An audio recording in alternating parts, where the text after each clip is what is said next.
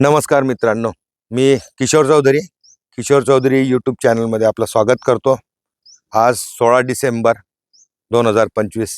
एक व्हिडिओ आपण already plot number 3 मधला पोस्ट केलेला आहे, तो तुम्हाला पाहायला मिळेलच.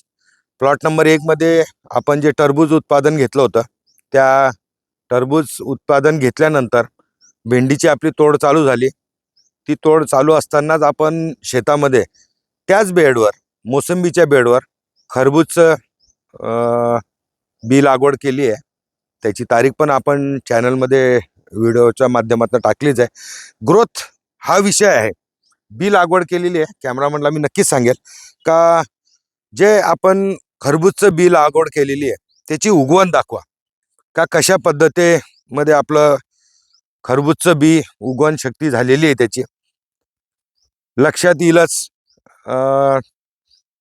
महत्वाचा विषय म्हणजे कमी खर्च हा कन्सेप्ट आपण ठेवलेला आहे डोक्यात. पहिली गोष्ट तर खर्च कमी करायचा आहे. खर्च कमी असल्यावर उत्पादन कसं वाढेल आणि दर 3 महिन्यानंतर शेतकऱ्याच्या हातात 2 पैसे वेळोवेळी का होणार यायला पाहिजे. भाव आपल्या हातात नाही, कमी जास्त जरी भाव भेटत राहिला तरी त्याचा हात चालता राहतो, कारण की त्याच्या हातात 2 पैसे येतच राहतात. मोसंबीला आपल्याला साधारणतः 2, 2.5, 3 वर्ष लागतीलच उत्पादन चालू व्हायला. तोपर्यंत काय, हा मोठा प्रश्न आहे. मग या माध्यमातून आपण आपले उत्पन्नाचा स्रोत तयार करायचा हा याच्या मागचा उद्दिष्ट आहे. भेंडी कॅमेरामनलाही सांगेल, पूर्ण रो टू रो दाखवा, झाडांचंही दाखवा, पूर्ण शेताला शूट करा. झाडं हाय डेन्सिटीमध्ये लागवड आहे, साधारणतः 15 एकर. प्रत्येक व्हिडिओत सांगतो मी, जवळजवळ 13-14 हजार प्लांट लागलेले आहेत आपले. 2 वर्षानंतर तर इथं खरंच प्रत्येक शेतकरी आल्यानंतर मन प्रसन्न होईल, हाच याच्या मागचं उद्दिष्ट राहील. उत्पादन आपण घेतोच आहे. प्लॉट नंबर 2 मध्ये आपल्या येत्या 2 दिवसामध्ये टरबूजची हार्वेस्टिंग करणार आहे.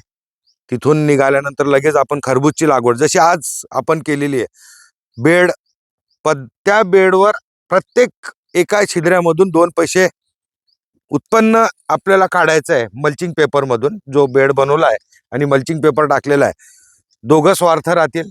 एक तर त्या बेडवर तण होणार नाही आणि बेड मोठा असल्यामुळे नवीन होल त्या बेडला मल्चिंगला करायचं आणि उत्पादन घ्यायचं.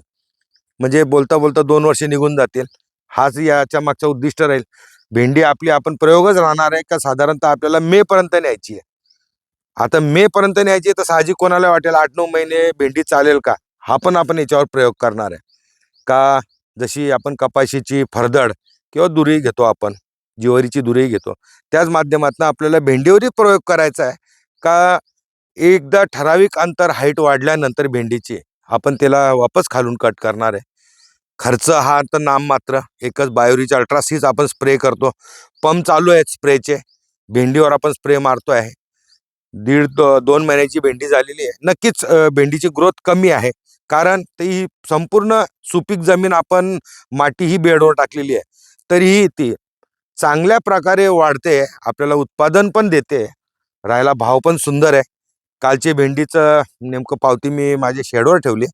60 रुपये किलोने आपण भेंडी विकलेली आहे. ती मी एखाद्या शॉर्टच्या व्हिडिओमधून तुम्हाला नक्कीच दाखवेल का पैसा कसा गोळा करता येईल.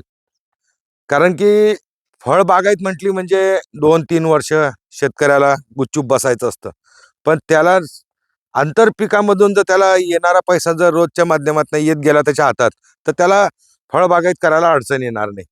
हाच एक मोटिव्ह राहणार आहे. प्रत्येक शेतकऱ्याला आवर्जून सांगेल, या आपण शेतकरी मिळून छोटे छोटे प्रयोग करू, जेणेकरून आपला पैसाही वाचेल, आपली मुळं बाळही आनंदात शिकतील. हाच याच्या मागचा उद्दिष्ट राहील. एवढंच बोलतो. नमस्कार.